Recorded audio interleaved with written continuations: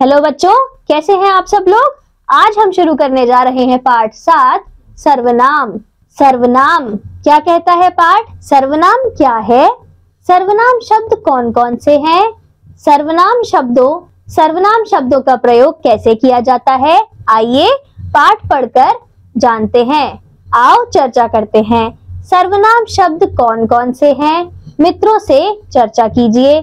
इसका प्रयोग कैसे किया जाता है?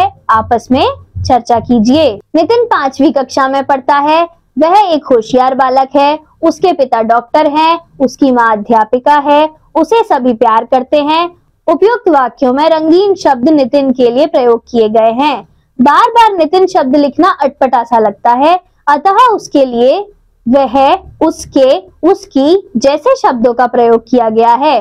प्रयोग किए गए ये शब्द सर्वनाम कहलाते हैं। सर्वनाम अर्थात सर्वनाम यानी सबके लिए नाम। ये शब्द सभी के लिए प्रयोग किए जा सकते हैं। एक ही सर्वनाम शब्द अलग अलग व्यक्तियों, प्राणियों के लिए बोला या लिखा जा सकता है। जैसे सूरज मेरा पड़ोसी है, वह बहुत व्यावहारिक है। किरण मेरी बेटी है, वह बहुत होशियार है। यहाँ वह शब्द का प्रयोग लड़का व लड़की दोनों के लिए किया गया है। सर्वनाम का प्रयोग भाषा को संक्षिप्त, सुंदर, रोचक और सरल बनाने के लिए किया जाता है। जो शब्द संज्ञा के स्थान पर प्रयोग किए जाते हैं उन्हें सर्वनाम कहते हैं।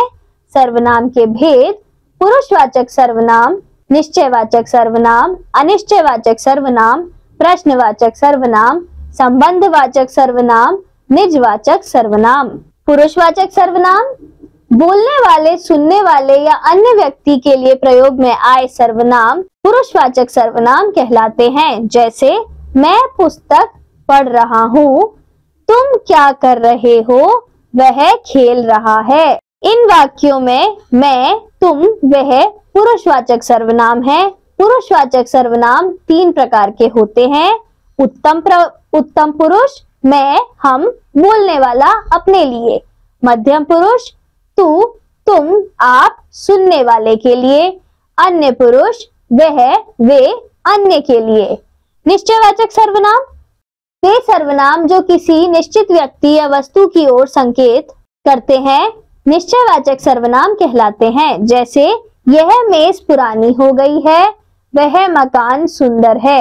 अनिश्चयवाचक सर्वनाम जिन सर्वनाम शब्दों से किसी निश्चय व्यक्ति या वस्तु का बोध नहीं होता उसे अनिश्चयवाचक सर्वनाम कहते हैं।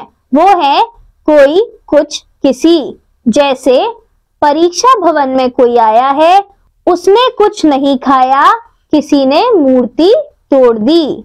प्रश्नवाचक सर्वनाम जिन सर्वनाम शब्दों का प्रयोग प्रश्न पूछने के लिए किया जाता है उन्हें प्रश्नवाचक सर्वनाम कहते हैं। जैसे कौन आ रहा है, तुम क्या पढ़ रहे हो, तुम कहाँ रहते हो। संबंधवाचक सर्वनाम जो सर्वनाम शब्द वाक्य में प्रयोग किए गए दूसरे सर्वनाम या संज्ञा के शब्द के साथ संबंध बताने के लिए प्रयोग किए जाते हैं उन्हें संबंधवाचक सर्वनाम कहते हैं। जैसे जैसी करनी वैसी भरनी, जो पढ़ेगा वह पास होगा, जिसकी लाठी उसकी भैंस।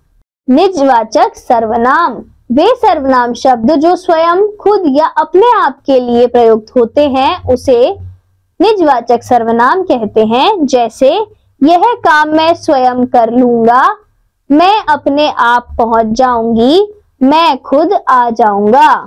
पाठ पढ़कर हमने सीखा संज्ञा के स्थान पर प्रयोग किए जाने वाले शब्दों को सर्वनाम कहते हैं। सर्वनाम के 6 भेद होते हैं: पुरुषवाचक, निश्चयवाचक, अनिश्चयवाचक, प्रश्नवाचक, संबंधवाचक और निजवाचक। पुरुषवाचक मैं, हम, तुम, आप, वह, वे, उसका, उसे। निश्चयवाचक यह, वह। प्रश्नवाचक कौन, किसे। संबंधवाचक जो, सो, जिसकी, उसकी। निजवाचक स्वयं, आपने, आप। धन्यवाद बच्चों, अब हम मिलेंगे अगली कक्षा में।